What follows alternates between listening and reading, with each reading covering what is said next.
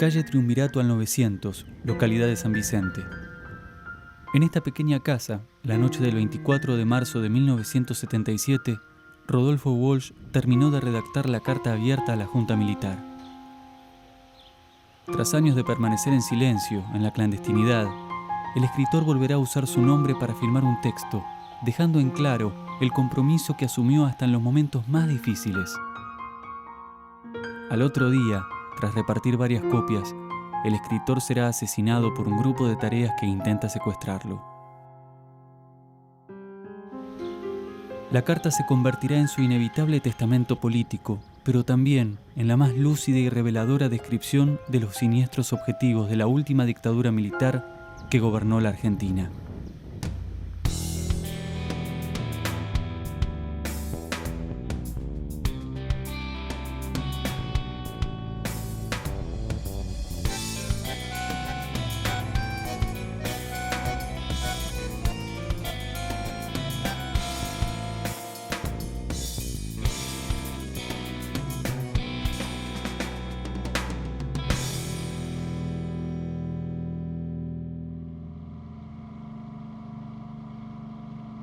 Principios de agosto de 1969.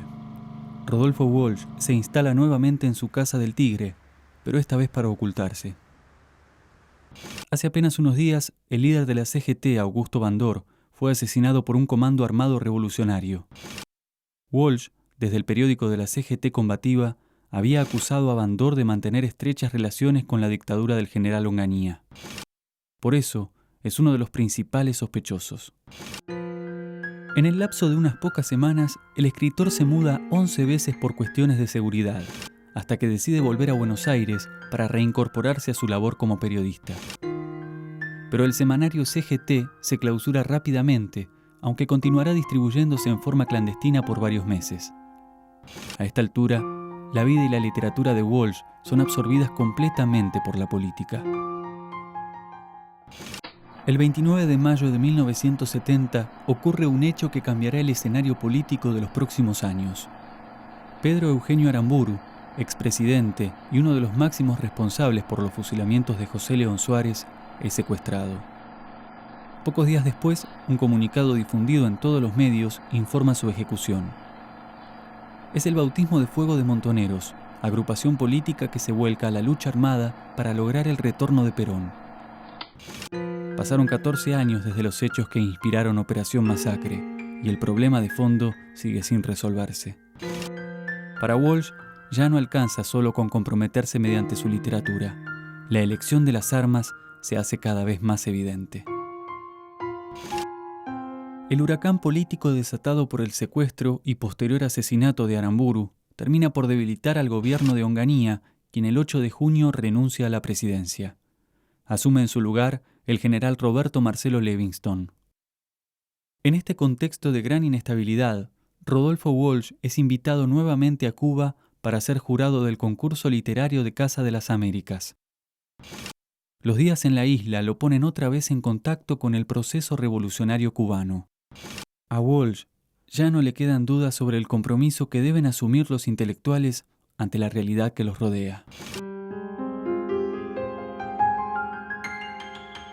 Tardé mucho en darme cuenta que las cosas que hay que contar son tantas y tan urgentes que no hay que pararse tanto a ver cómo uno las cuenta.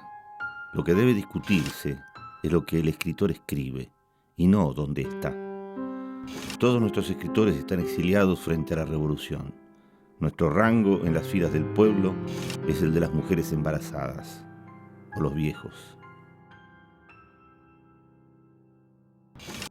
Si bien el interés de Walsh parece estar cada vez más lejos del periodismo y de la literatura, cuando regresa a la Argentina debe seguir trabajando en revistas como Panorama y 7 Días para subsistir. Viaja a Bolivia y a Chile, donde es testigo de otros procesos políticos del continente. Casi enseguida define su incorporación a la FAP, Fuerzas Armadas Peronistas, otra organización que se inclina por la lucha armada.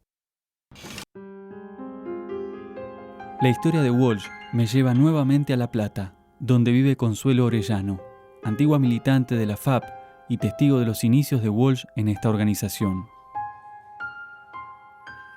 Era un momento en la organización de mucha discusión, porque íbamos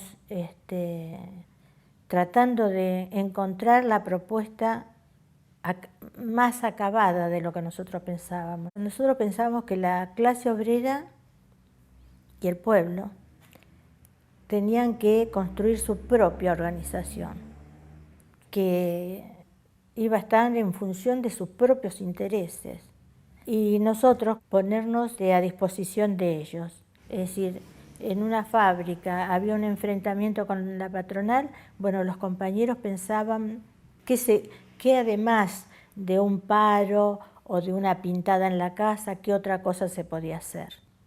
Y lo que me acuerdo de él era callado, era como pausado, como calmo, pero yo sabía que se estaba armando un grupo para crear, porque no tenía la organización, un centro de comunicaciones. Y en esa tarea trabajó mucho y avanzó bastante Rodolfo. Al poco tiempo de integrarse a la organización y bajo un gran hermetismo, el escritor se concentra en la formación de un grupo de personas para realizar radioescuchas a las frecuencias de las fuerzas de seguridad. Esta información estaba pensada para advertir, es decir, hay casos importantes que sucedieron, ¿no? De que él me había contado, que haber escuchado, haber sabido que a alguien en alguna provincia argentina lo estaban buscando y que finalmente lo encontraban y lo mataban, y que no se hubiese podido llegar a tiempo para la información. Era un tipo con mucha gracia, con mucha perspicacia, y cómo se regocijaba, cómo le daba tanto placer acertar en algo o poder, con su método primitivo, su método que eran unos cables, y si tenía antena, no lo sé, pero creo que no, que era la misma antena de la televisión, lograr algo y divertirse como loco. Es decir, saber que estaba haciendo algo que jodía al sistema. Para mediados de 1972 gobierna el país el general Alejandro Agustín Lanusse. Durante este periodo, el accionar de las organizaciones armadas crece vertiginosamente. Atentados contra empresas extranjeras, bancos y destacamentos militares y policiales se suceden a lo largo de todo el país con el objetivo de juntar dinero y armas para los diferentes grupos guerrilleros que afirman estar preparándose para una larga y prolongada guerra. Walsh, que divide su vida entre las notas periodísticas y la militancia, le relata la cotidianeidad de sus días a su amigo cubano, el poeta Roberto Retamar. Querido Roberto, como te habrás enterado por los cables internacionales, la situación aquí se ha vuelto bastante crítica. El régimen no ha conseguido tampoco desalojar a la guerrilla, que a pesar de algunos reveses también se prepara para una lucha de muchos años. De la otra vereda, la tortura, así como el secuestro y asesinatos militantes, se han consagrado en costumbre semanal o cotidiana. Algunos amigos han muerto, otros están presos, a otros no se los ve tan a menudo como uno quisiera. Ante el gran desprestigio que sufre el gobierno militar por la creciente violencia política, Lanusse convoca como ministro del Interior al radical Arturo Mor Roig, quien, intentando hallar una salida pacífica para el régimen de facto, autoriza a los partidos políticos a reanudar sus actividades que habían sido prohibidas por el gobierno de Onganía. A fines de 1972, desde el exilio madrileño y con el deseo de presentarse en las próximas elecciones, Perón crea el Frente Justicialista para la Liberación Nacional. Al mismo tiempo, se produce una fusión entre las más importantes agrupaciones armadas peronistas. Rodolfo Walsh, como miles de militantes, se integra a la organización liderada por Mario Firmenich. De esta manera, como lo define su conducción, Montoneros pasa a ser la vanguardia del movimiento peronista. Walsh ingresa como oficial de inteligencia y elige como seudónimo de guerra Esteban, el segundo nombre de su padre. Tiene la seguridad de que es indispensable conocer el punto de vista del enemigo. Y un día leyendo un libro de un tal Rodolfo Walsh, miro la solapa y veo una foto y digo, pero yo a este tipo lo conozco. Después que supe que era Rodolfo, me impresionaba la coherencia de toda su vida de integrar la literatura, la investigación periodística con la militancia de algún modo, ¿no? Y esto hacía que Rodolfo fuese un tipo muy preciso en sus informes y muy creativo. Una vez, mirando la televisión, se dio cuenta que tenía unas interferencias y a partir de esas interferencias, que eran de un patrullero, empezó a investigar. E investigó y ubicó la frecuencia que usaban los patrulleros y la Policía Federal para comunicarse.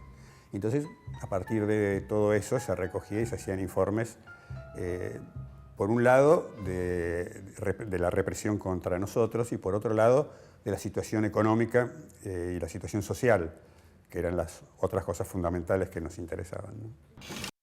El 11 de marzo de 1973, Héctor Cámpora gana las elecciones con más del 50% de los votos.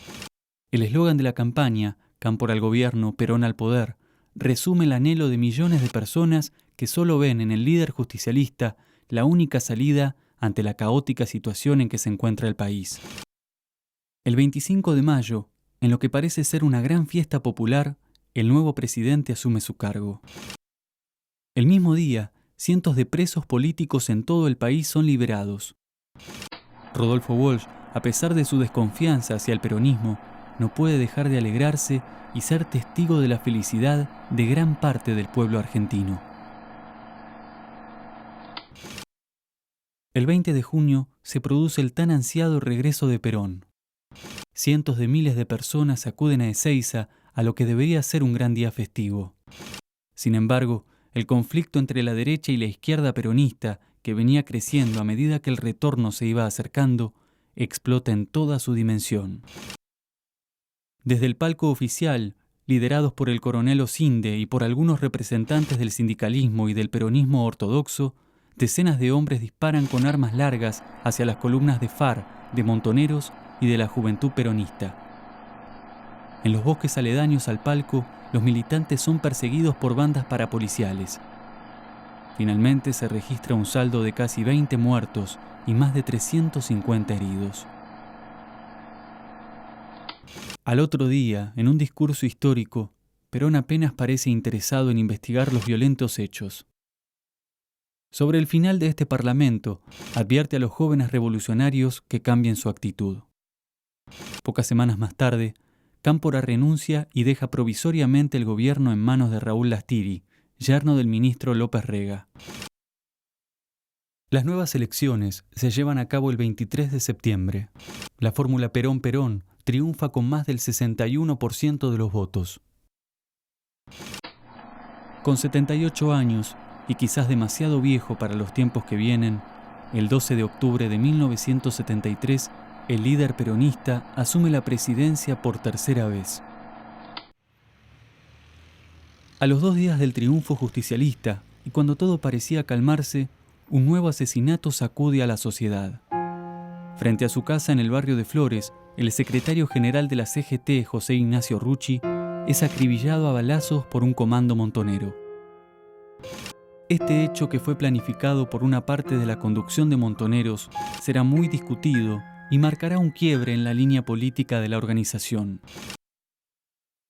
Walsh, al igual que muchos militantes, comienza a tener algunas diferencias, al mismo tiempo que la violencia se vuelve cada vez más irracional y cotidiana.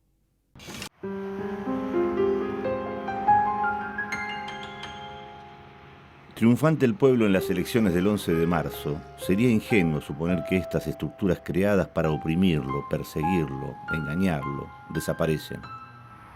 En realidad están intactas, acopiando datos, esperando su momento. Ya se ha visto su mano enlazada a la mano del coronel Osinde en la masacre de Ezeiza y en las patrañas con que han pretendido luego engañar al pueblo.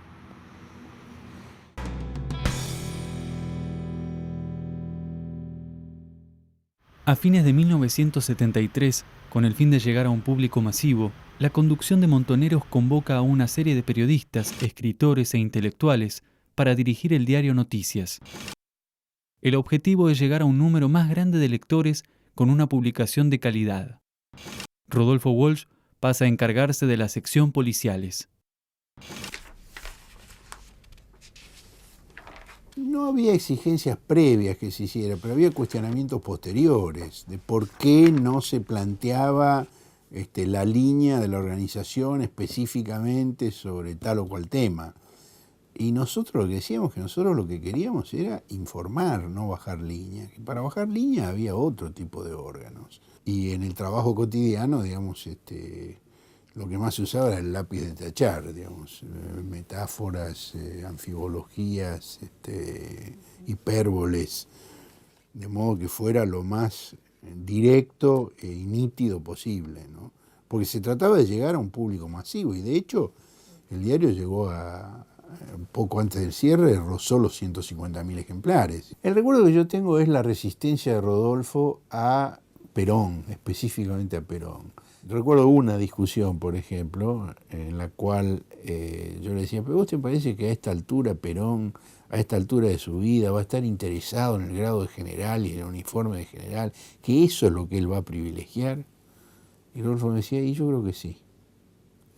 Él creía que Perón podía privilegiar eso. Rodolfo tenía una visión muy rigurosa sobre lo que se venía. Era evidente que se achicaban todos los espacios, todos los márgenes, que ese diario mucho tiempo más no iba a durar. El 30 de enero de 1974, la Alianza Anticomunista Argentina envía su primera lista negra a los medios de prensa, en la que se encuentra Miguel Bonazo, director de noticias. Es la presentación pública de este grupo parapolicial impulsado por López Rega y por el coronel Osinde, que contará con el aval implícito de Perón para cometer toda clase de hechos violentos contra cientos de políticos y militantes del peronismo revolucionario y de partidos de izquierda. Las medidas de seguridad de los integrantes de las organizaciones políticas se agudizan, pero resultan insuficientes.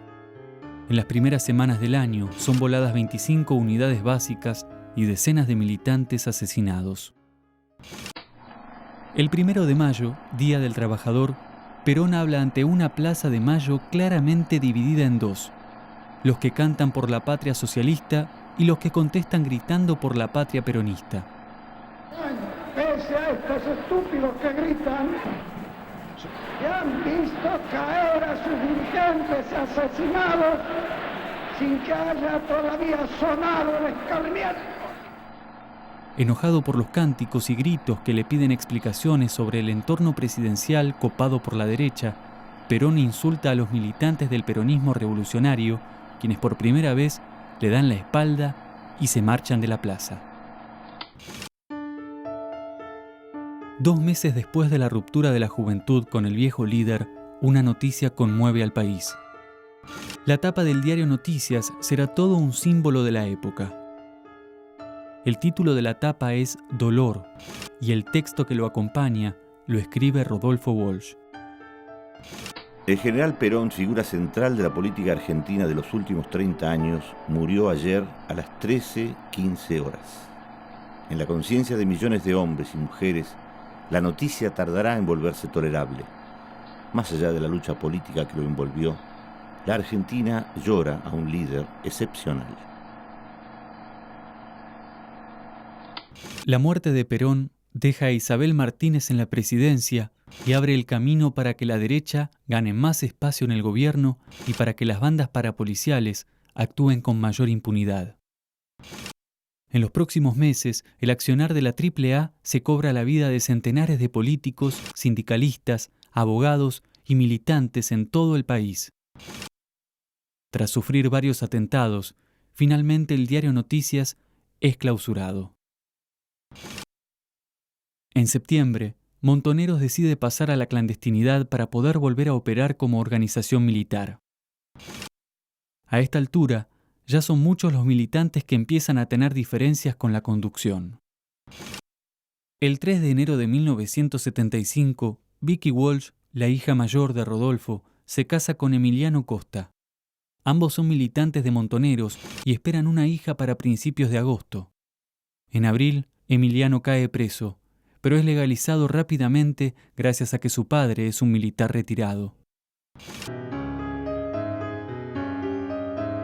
No hay demasiada certeza sobre estos tiempos, pero se sabe que una vez más regresa al Tigre, ahora a una casa llamada Liberación, vecina a la que ocupa Pirí Lugones, quien también milita en Montoneros.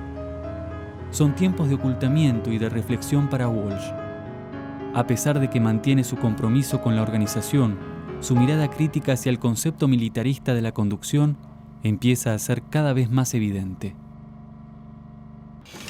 En agosto de 1975, Walsh empieza a trabajar junto con un compañero de Montoneros en una respuesta al inminente golpe de Estado.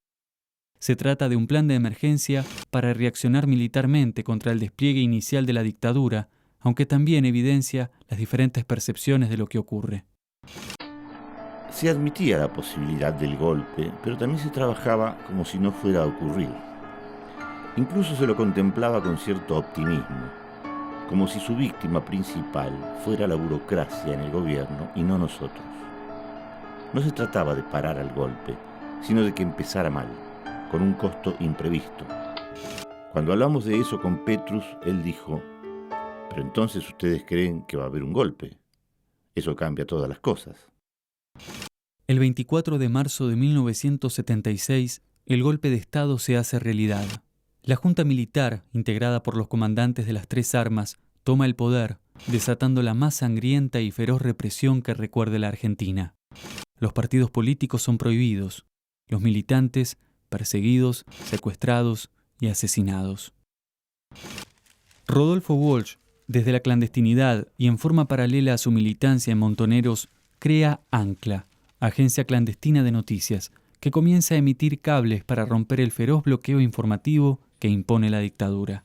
Los objetivos eran denunciar lo que estaba ocurriendo, no solo en cuanto a las violaciones de los derechos humanos, sino en cuanto a todo, la situación económica, la política social, lo que significaba la dictadura, etc. Y por el otro lado, una política de acción psicológica destinada a agudizar contradicciones existentes en los sectores del poder. Y se mandaban no solo a gente de las Fuerzas Armadas y periodistas y sectores de la iglesia, sectores del poder económico, empresarios, sectores sindicales, o sea, todo estaba bastante armado en función de esto, precisamente.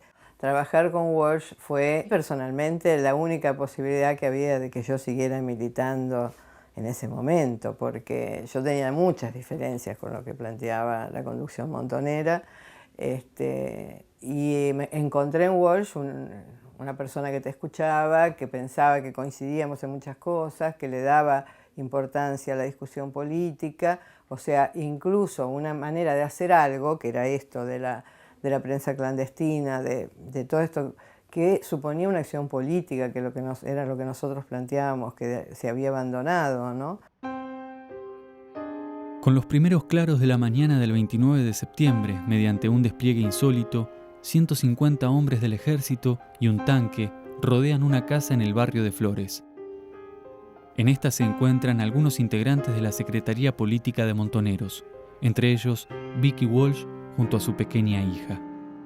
Tras un enfrentamiento de más de una hora y ante la posibilidad de ser capturados, Vicky y otro compañero deciden quitarse la vida. Luego, el jefe del operativo tira una granada adentro e ingresan los oficiales. Encuentran 5 cadáveres y a la pequeña nenita sentada en una cama. Al poco tiempo, Walsh escribe: Querida Vicky, la noticia de tu muerte me llegó hoy a las 3 de la tarde. Estoy aturdido. Muchas veces lo temía. Pensaba que era excesiva suerte no ser golpeado, cuando tantos otros son golpeados. Sé muy bien por qué cosas has vivido, combatido. Estoy orgulloso de esas cosas.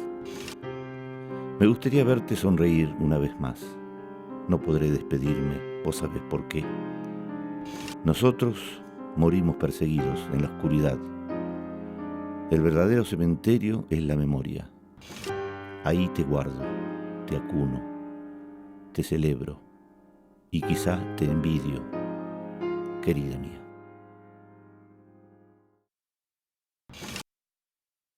A medida que la represión crece, la visión de Walsh es cada vez más pesimista. La muerte de su hija le hace pensar en otros jóvenes que quizás puedan salvarse ante el exterminio. Realiza una fuerte crítica a la conducción de Montoneros, al abandono de la política en pos del militarismo, y propone un repliegue que es desoído por la cúpula de la organización. El cerco se va cerrando. La represión envuelve las grandes ciudades, por lo que el escritor decide alquilar una casa en San Vicente junto con Lilia Ferreira. Allí, con nombre falso, haciéndose pasar por un profesor de inglés y con vistas al primer aniversario del golpe, Rodolfo Walsh vuelve a escribir después de muchísimo tiempo. Trabaja sobre un cuento, Juan se iba por el río, y comienza a bosquejar la carta abierta a la Junta Militar.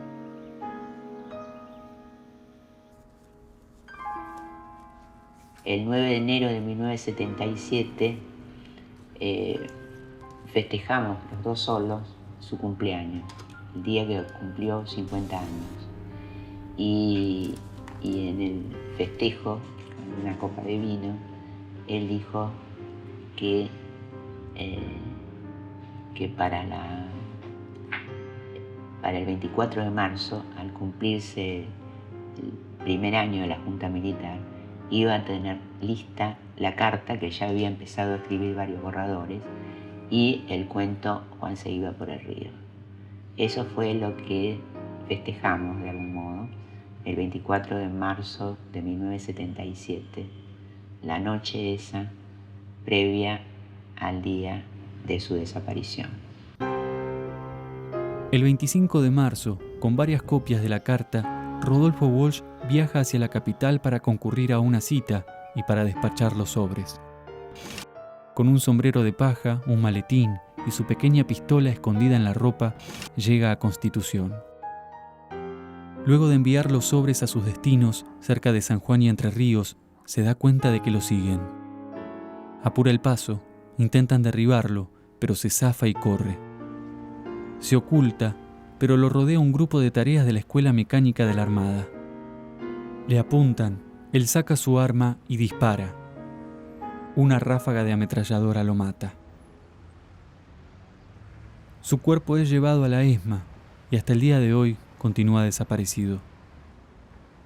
Esa misma noche, sus captores irrumpieron en la casa de San Vicente y robaron su obra. Tenía 50 años y había vuelto a escribir. La censura de prensa, la persecución a intelectuales, el allanamiento de mi casa en el Tigre, el asesinato de amigos queridos y la pérdida de una hija que murió combatiéndolos, son algunos de los hechos que me obligan a esta forma de expresión clandestina después de haber opinado libremente como escritor y periodista durante casi 30 años. Han restaurado ustedes la corriente de ideas e intereses de minorías derrotadas que traban el desarrollo de las fuerzas productivas, explotan al pueblo y disgregan la nación. Una política semejante solo puede imponerse transitoriamente, prohibiendo los partidos, interviniendo los sindicatos, amordazando a la prensa e implantando el terror más profundo que ha conocido la sociedad argentina. 15.000 desaparecidos, 10.000 presos, 4.000 muertos, decenas de miles de desterrados son la cifra desnuda de ese terror. No son, sin embargo, los que mayores sufrimientos han traído al pueblo argentino, ni las peores violaciones de los derechos humanos en que ustedes incurren. En la política económica de ese gobierno debe buscarse no solo la explicación de sus crímenes, sino una atrocidad mayor que castiga a millones de seres humanos con la miseria planificada. Los resultados de esa política han sido fulminantes. Basta andar unas horas por el Gran Buenos Aires para comprobar la rapidez con que semejante política la convirtió en una villa miseria de 10 millones de habitantes. Dictada por el Fondo Monetario Internacional según una receta que se aplica indistintamente al Zaire o a Chile, a Uruguay o Indonesia, la política económica solo reconoce como beneficiarios a la vieja oligarquía ganadera, la nueva oligarquía especuladora y un grupo selecto de monopolios internacionales,